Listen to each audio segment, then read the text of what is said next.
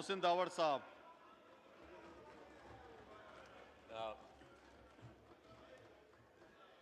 बहुत शुक्रिया deputy speaker साहब। डिप्टी स्पीकर साहब। मोहसिन दावड़ साहब।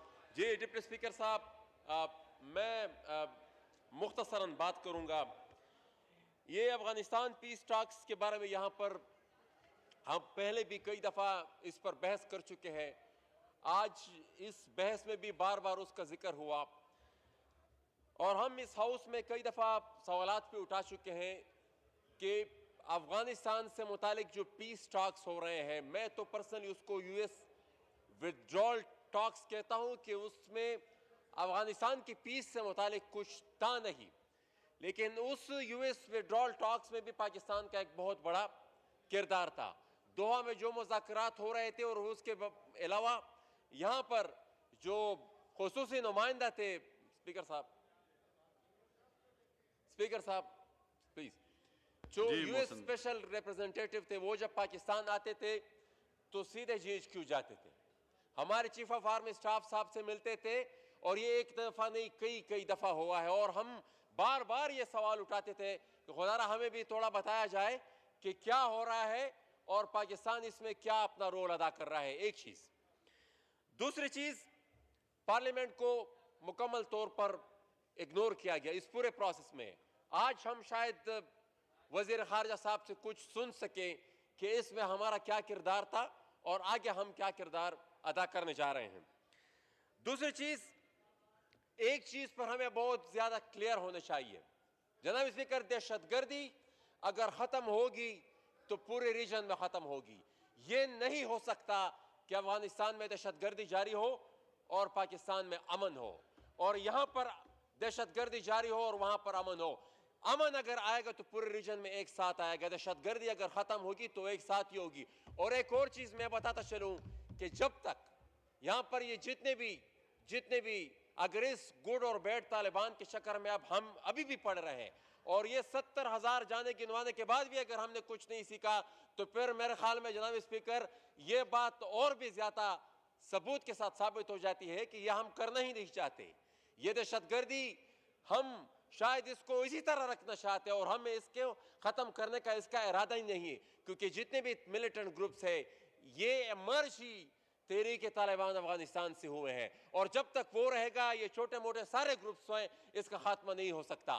दूसरी चीज, यहां पर अफगानिस्तान की बात हुई, मेरे ख्याल में हम जो माजी में गलतियां कर चुके हैं, अगर उन गलतियों को हमने इस दफा फिर रिपीट किया तो मैं अपनी बजट स्पीच में भी ये कह चुका हूं कि वो इस दफा फिर जो एक और दशका फिर हमें लगेगा, फिर हम एज अ स्टेट उसको सह नहीं सकेंगे।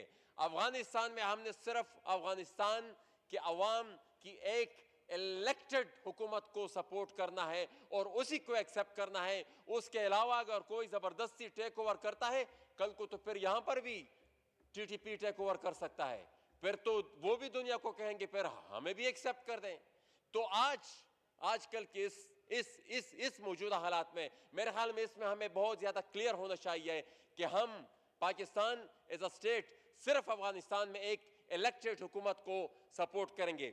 आखिर में जनाब स्पीकर, एक चीज हमें अपनी पॉलिसी में भी थोड़ी क्लियरिटी रहनी चाहिए।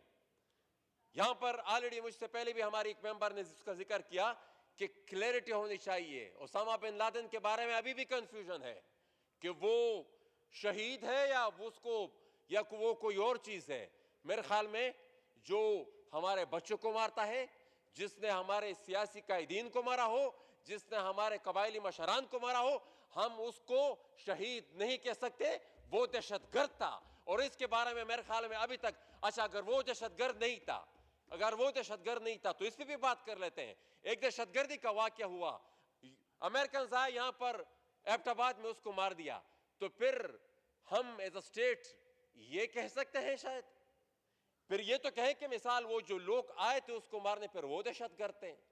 कुछ तो क्लियरिटी लाया, हम तो बहुत क्लियर है।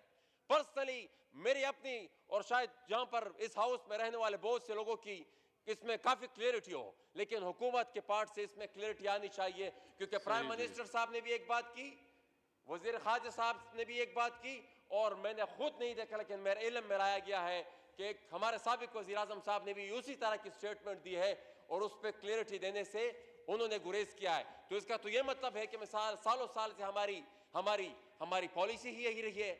तो इस पर, और दूसरी बात, जो हमारा तालिबान के साथ तालिबान का वहां पर जो कंडक्ट है, इसमें भी हमें क्लियरिटी लानी चाहिए कि हम उनके जो वायलेंट अटैक्स है हम उनको कंडेम करते हैं या नहीं करते। मैं अप्रिशिएट करता हूं वो जो आप सऊदी में हमारा एक वहां के उलमा कराम का एक मुश्तरका जो फैसला हुआ था कि अफगानिस्तान में जो हो रहा है वो जिहाद नहीं है, उसमें पाकिस्तान के उलमा कराम भी थे, मैं उसको सपोर्ट करता हूं और अप्रिशिएट करता हूं। लेकिन जो हम ग्राउंड पे देख रहे हैं जनाब स्पीकर, वो इस तरह का नहीं है। आखिरी बात, हम ग्राउंड पे जो देख रहे हैं वो इस तरह का नहीं है। मुसलसल हमारी सपोर्ट जारी है अफगान तालिबान के साथ, और वो वहां पर जो भी, और ये हम जब कहते हैं तो ये इसके हमारे पास सबूत है।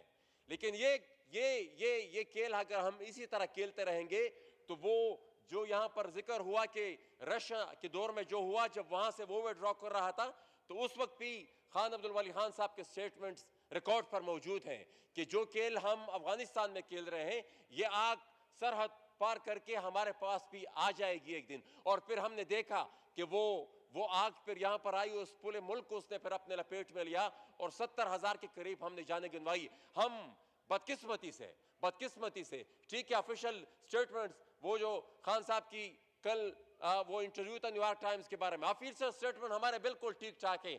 जो ग्राउंड पे हम देख रहे हैं वो कुछ और है। यहां पर हम अभी भी हमारी सपोर्ट, उनके जानी खेल में जो लोग बैठे हैं वो किस लिए बैठे हैं?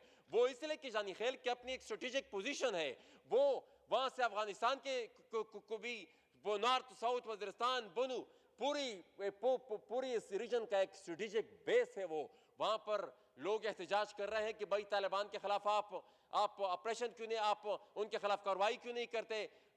हम 1 महीना हो गया है, कोई हुकूमत उनको एंगेज नहीं किया, तो तासुर क्या जाता है इससे? तासुर ये जाता है कि हम क्यों प्रोटेक्ट कर रहे हैं फिर इन मिलिटेंट ऑर्गेनाइजेशंस को। बहुत शुक्रिया मोहसिन दावर साहब जी। बस आखिरी अपनी बात मुकम्मल करें। आखिरी बात, आखिरी तो आप तीसरी चौथी बात कर रहे हैं, हमेशा आखिरी यार, बस खत्म कर दो। बस थैंक यू जी।